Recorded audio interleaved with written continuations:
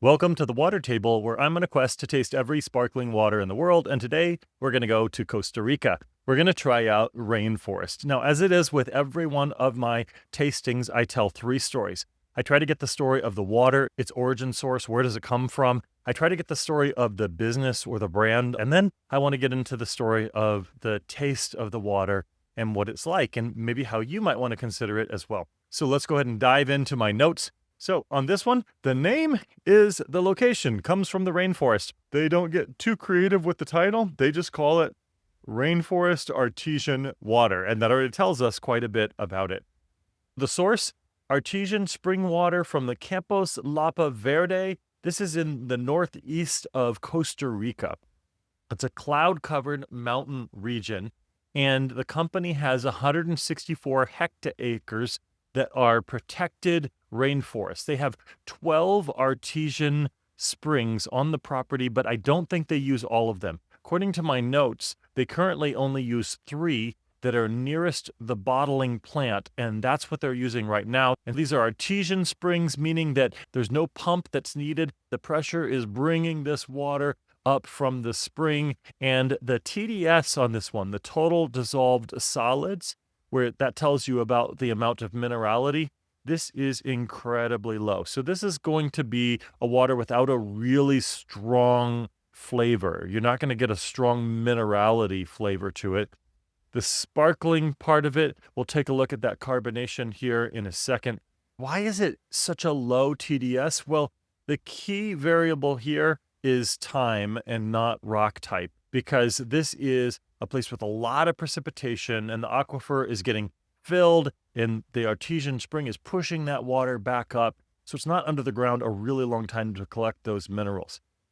Think about the contrast. So I have done on this channel Gerolsteiner that sits at a 2500 TDS because its water has been in contact with this volcanic sedimentary layer for years.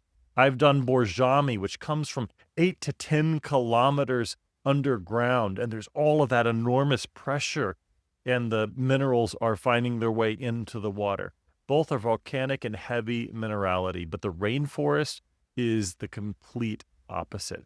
Costa Rica receives enormous rainfall, meaning a rapid aquifer recharge on this, and the water cycles through the system are fast, filtering through the volcanic rock, but they're not sitting there long enough to really dissolve the minerals like some of these other sources. So they're shallow aquifers, it's young water, short contact time.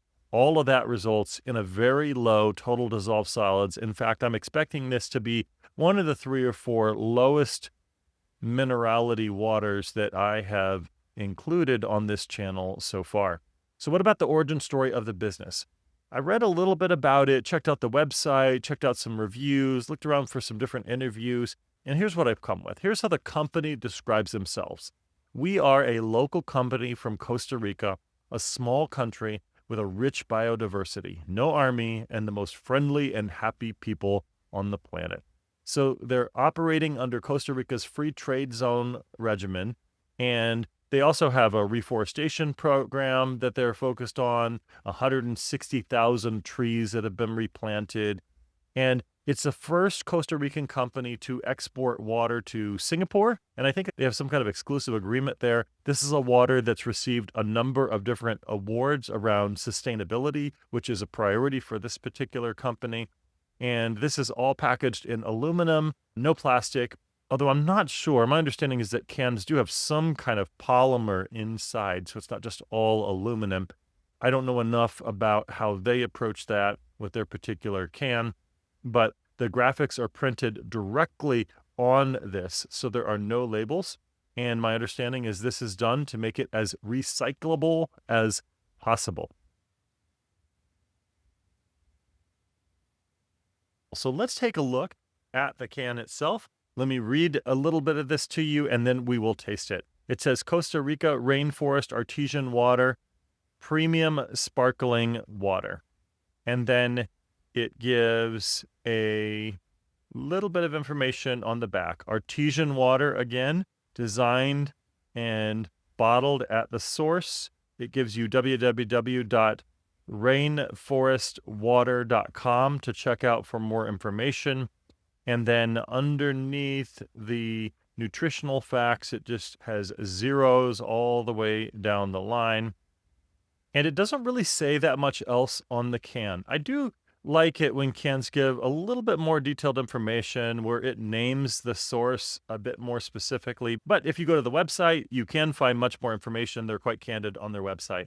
So that's all they have on the can. Let's go ahead and give this a try. We'll see what kind of carbonation level there is. Now, when you have a low TDS water, the carbonation, even if it's a lighter carbonation, it will feel more prominent. I'm seeing lively carbonation, but it does not feel especially high carbonation. Let me see.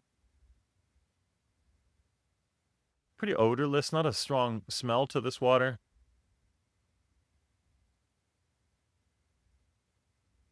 And as is true with a number of low TDS spring waters, it has a sweetness to it. At least that's how my taste buds experience it.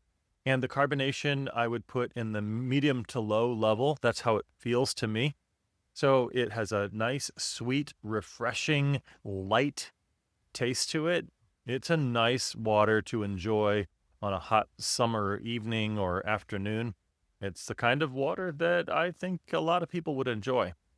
For me, I could use a little bit more carbonation in it, but that's just my personal preference. It has plenty of carbonation, and for most people, I think they'll be really satisfied with it. I'm satisfied with it. I would drink this and not complain, but if I'm just telling you my initial reaction, I'd love to have a little bit more carbonation. And that's one of the neat things about a low TDS water is you can get a lot with carefully crafted carbonation. And I am one of those people who likes a really strong carbonation, so you have to judge my assessment accordingly. And when it comes to sparkling waters, you can have all sorts of experts tell you what's good and what's not good, but you have to also trust your own judgment and do some tasting, try different waters, and see what you like for yourselves. And this is one that I would encourage you to give a try.